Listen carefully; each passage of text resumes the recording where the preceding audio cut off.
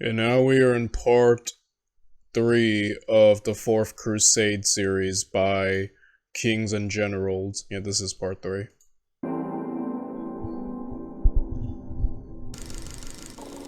Over the centuries, the capital of the Eastern Roman Empire grew to be the pinnacle of civilization. Its high walls attracted and protected architecture, literature, science, and art belonging to different regions and eras.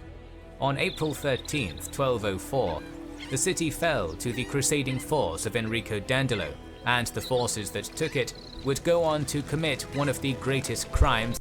I love when Kings and Generals has a video of this style with all the different art and the change, you know, like he did with the Caesar series, like when he would talk about like when Caesar assassination, like, or setting up the events before the Pompeian Caesar war, like, you know what I'm talking about, where it's not just focusing on the battles, but actually everything around it. Like, we're in for one of those videos, and I'm already hyped.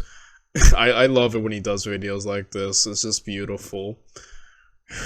Yeah, you just have to think about everything, like, from Constantinople, the time when Rome still had a West, you know, it was fully united, all the way to now, just all that has been accumulated, all the wealth, all the art, all the literature, just everything.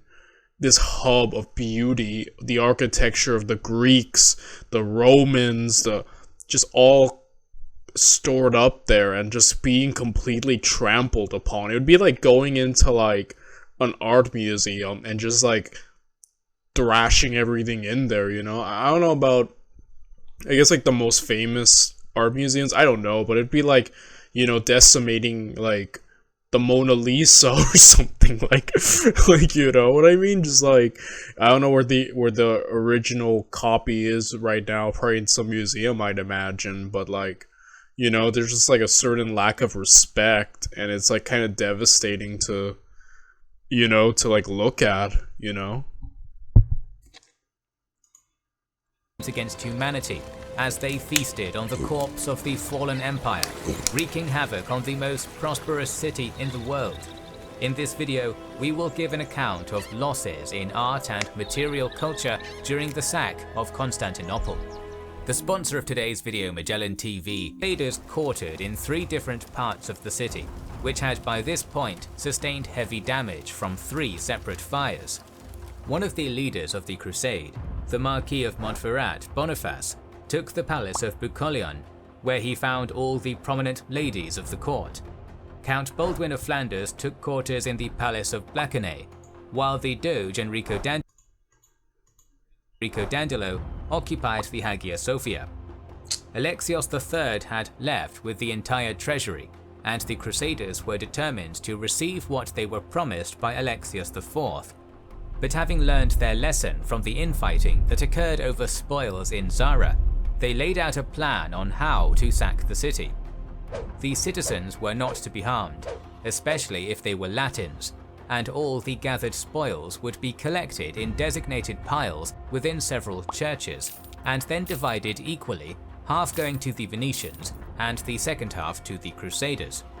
Every major leader condemned acts of violence and selfishness under the threat of excommunication. Despite these clear instructions, many men turned to savages as they took spoils for themselves, while raping and killing innocent citizens. One particular episode describes a knight carrying loot on his shield stacked up to his chin. That knight and many others were hanged immediately. One of the primary contemporary chronicles— At least they're trying to be somewhat civilized in this sacking. At least, like, hey, let's just not kill people, you know, we can tone that down.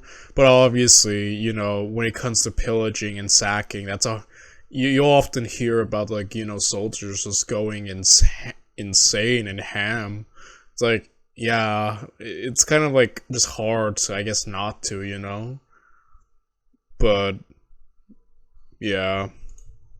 Nikitas Koniates describes an event from which we can draw several conclusions. As he and his wife were attempting to leave the city 5 days after it fell, They saw a young girl who was grabbed by a knight and dragged through the streets until he barred the door of his newfound home with her inside. The act was reported to other knights nearby, who immediately threatened him with death if he did not release the girl, at which point he obeyed. Yet again we see the division in the Crusader camp, with some choosing to disobey direct orders, but most following them out of discipline, oaths, or fear. But while they did their best to limit violence, their greed rolled over the city, destroying artifacts, monuments, and works of art. The imperial treasury was empty, so the Crusaders began stripping metal ornaments, ivory containers, pearls, and precious stones, melted down chalices and relics, plundered churches, and the stone homes of the rich, which were left exposed by the fire after it devoured the timber houses of the commoners. Around half of the population of the city was left homeless and became refugees, making their way to Bulgaria and the new successor states. The Church of the Holy Apostles, also known as the Imperial Cemetery, which for more than 700 years was the second most important church in the city, was already ransacked by Alexios III when he was gathering a tribute that was demanded of him from the Holy Roman Emperor Henry VI, but that did not stop the Crusaders from breaking into the sarcophagi of the buried emperors, including Constantine, Justinian and Theodora, Heraclius, and many others. The invaders were surprised to find Justinian's body still intact, with no signs of rot. The bodies themselves were untouched, but the precious objects Alexius III didn't dare to touch were taken to the pile of spoils. It's just the absolute callous disrespect is kind of astounding. Obviously in this channel, with all that we've been through, all that we've witnessed, there's just a certain respect I have for history and leaving things be. The tombs of people, I think, should just automatically be hands off, right? Think of all the art, think of everything, we're here in Rome, look at all this beautiful art, these possessions, history, it's this place, this city stands as a monument to history and culture, and it's just we want money, so let's tear down these statues, these paint, I'm just shocked. I'm just thinking there's just so much significance culturally, historically, to preserving, leaving this stuff unpreserved and untouched, and it's there's just no, they obviously just don't see the sanctity of this in any regard. It's just completely, we want our money, and it's completely motivated by avarice, and it's just kind of disgusting, I think. Especially just seeing these tombs, just digging them back up, opening them up, have some respect, guys, they don't care, and it's just I don't know, it's just something about it just kind of leaves a sour taste in my mouth, Every church was ransacked, including the great Hagia Sophia, with its great golden altar, engraved with the colors of 72 pearls, cut into pieces and carted off on mules. Oh, it's just disgusting, It's even churches, these guys are taking up the cross, yet have no respect for a church,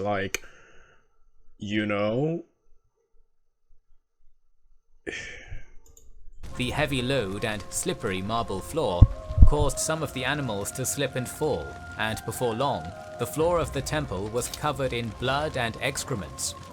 The empire was dead, and now the vultures were dismembering its corpse. Countless marble statues and columns were shipped off and sold.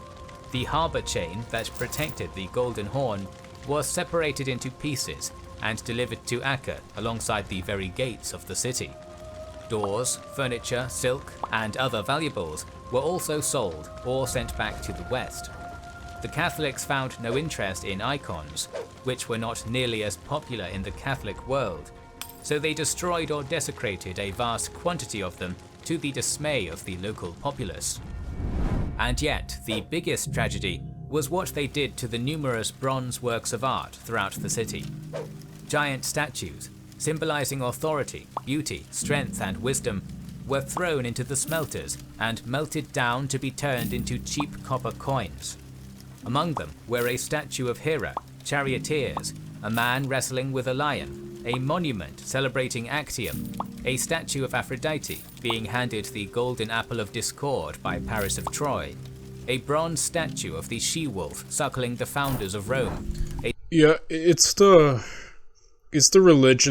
religious differences. Yeah, like, you know, they all believe in Jesus, but like, you know, the great schisms and like, you know, between West and East in terms of Christianity, Catholicism. So they're just completely looking at some of this like, oh, pagan, you know, like get rid of it, like, you know. So yeah, they're probably just looking at some of this, but I'm like, guys, you could like leave it alone. It's just like history. No one's worshipping this stuff. It's just, you know, remnants of where Rome's, you know, roots come from. Obviously, Rome was pagan for a long time. Some of this, I don't think people are actually worshipping. Well, I could be wrong, but, you know, obviously, mainly of a Christianized world, this is just like remnants of, you know, culture and history, like, you know.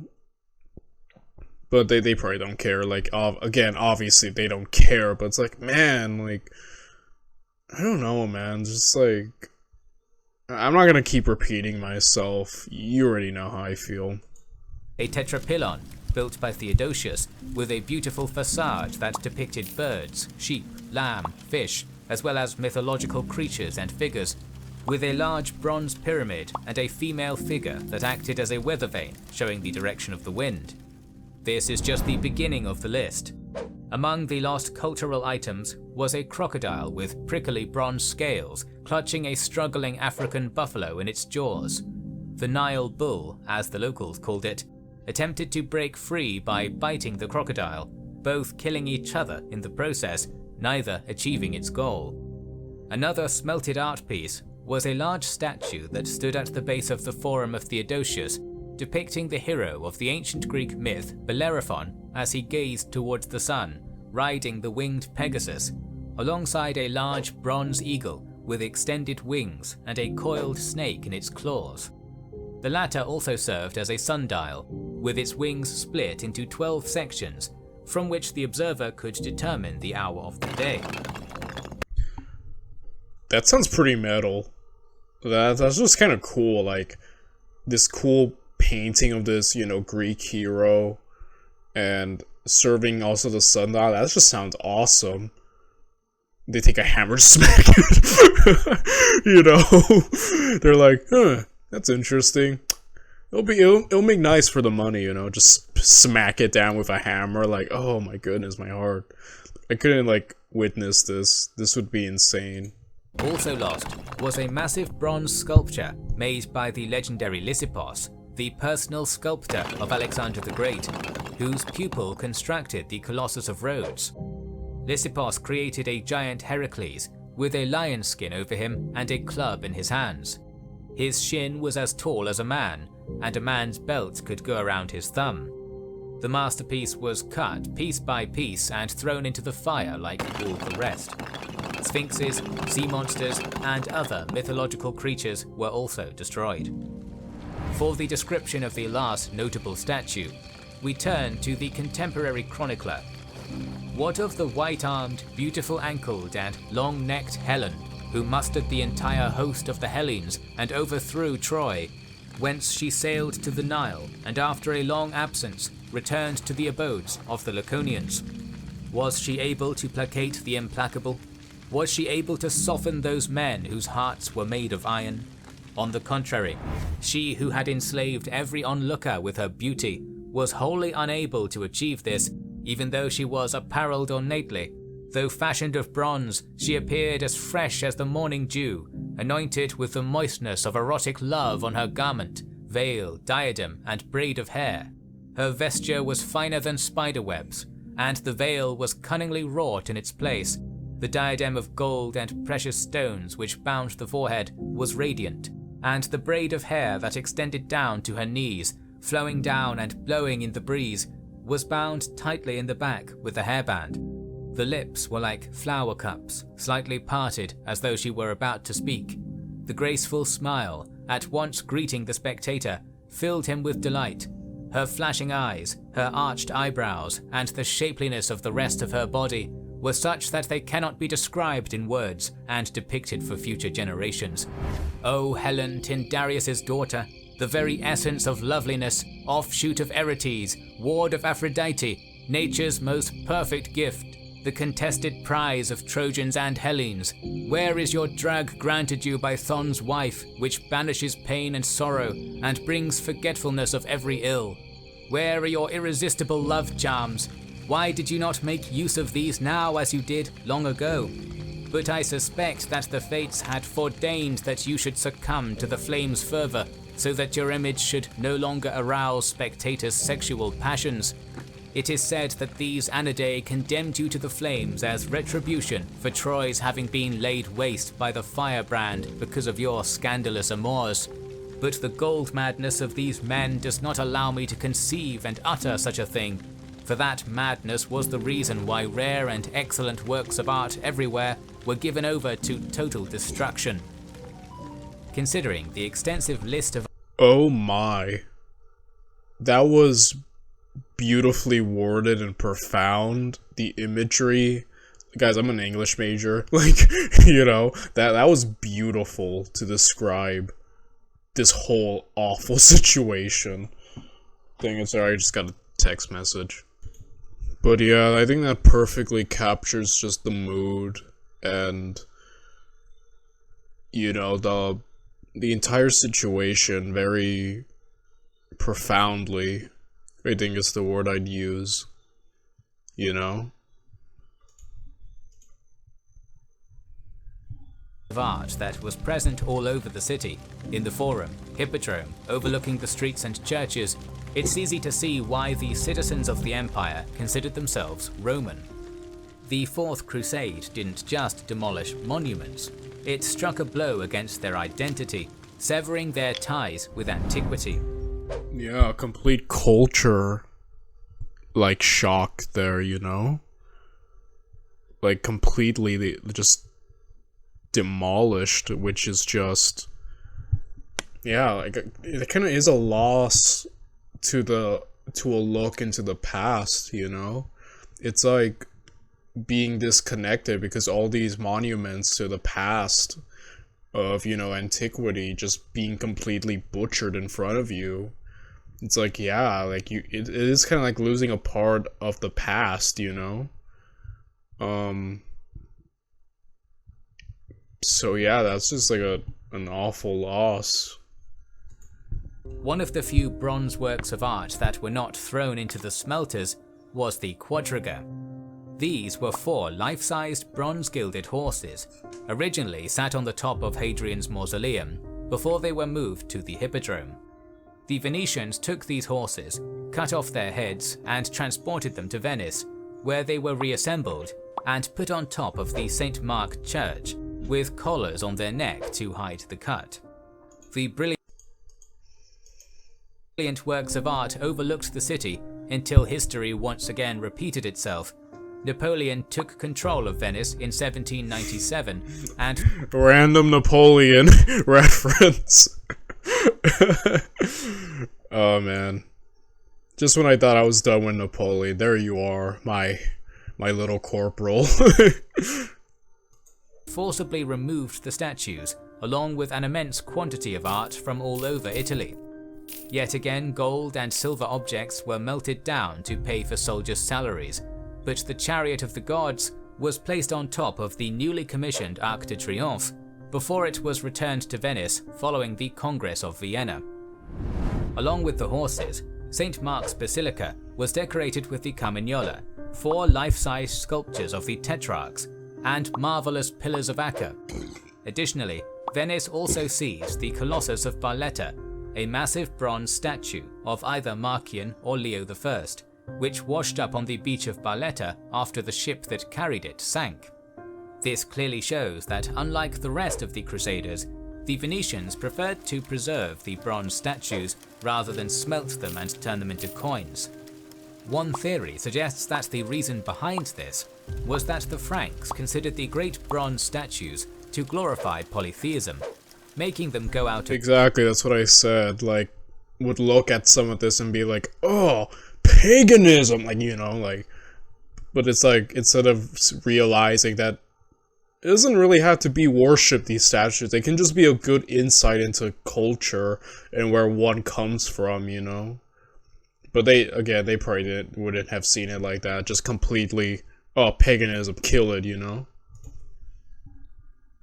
of their way to destroy them for very little monetary gain. But Venice was not the only one that got to bring trophies home. Over the next few decades, many artifacts were shipped off to the west. The head relics and bones of multiple patriarchs and saints, including Andrew, the patron saint of Constantinople, were taken by various cardinals and clergymen. Conrad of Krosigk, Bishop of Halberstadt, was one of the crusaders who sacked the city, and a year later he returned home, enriching his cathedral with several precious artifacts. The blood of Christ, a strand of the Virgin Mary's hair, pieces of the true cross, the crown of thorns, his purple robe, and his sandals, along with other objects attributed to various apostles and saints, several gold discs, and 2 ivory panels. Traditionally, splinters of the true cross were stored in special precious containers, which the Crusaders scattered to Limburg, Trier, Koblenz, Amiens, and Rome, with the largest of them going to Paris. The French city also obtained the mysterious Shroud of Turin, bearing the negative image of a man, leading many to believe that this was the burial shroud that Jesus was wrapped in. Paris received many other great artifacts, a majority of which were destroyed during the French Revolution centuries later. Robert of Clary was a low-born French knight who provided us with a glimpse of the treasures that were lost to us. Yeah, the holy relics are just a super interesting thing that I won't go too deep into, but it is interesting, like the Shroud of Turin, piece of the cross, you know. But man, they really stripped the Romans bare, man. They just took it all. They were... I'm sorry, I'm still in shock. It's been centuries, guys, and it still hits hard to this day, you know? Not even one person above Earth, as much as he had lived in this city, would be able to count and tell the riches, because whoever narrated even the slightest about this wealth, about the beauty and precious things that were found in the monasteries, churches, and palaces, and in the city, would appear a liar, and not one would believe him. Another account of one of the leaders of the crusade tells us how the great heaps of spoils were split in half, with the Crusaders receiving 150,000, of which 50,000 went to Venice, alongside their own share of 150,000 marks. But this figure does not account for all the precious treasures that were destroyed, melted, sold, or shipped off. In reality, this was arguably the greatest loss of art in human history. When the Western Roman Empire fell, Constantinople became a bastion of knowledge and art, keeping the secrets of both behind its tall walls. The Fourth Crusade opened those walls and spread the spoils all over Western Europe, arguably setting the foundation of the Renaissance. Yeah, and the Renaissance is a pretty cool era, you know? But man, it's like, still, it hurts hard, you know? Then again, like, you know, the West makes sense. All the nations of the West are kind of descended from the guys, from the groups that sacked the Western Rome, right? So in a weird way, it just kind of like, it comes back, you know? Like, I don't know. The stone and marble statues were cut, the bronze marvels smelted, the churches and palaces were plundered, and now the Crusaders were preparing to divide the land and elect the first emperor of this new Latin Empire to spread their reign over the remnants of the shattered Roman one. In our next video, we will talk about this partition and the reaction of the local polities to it, including the famous Battle of Adrianople of 1205. So make sure you are subscribed and have pressed the bell button to see the next video in the series. And we will jump to that part 4 right now. I'll see you guys tomorrow in part 4. Bye everyone.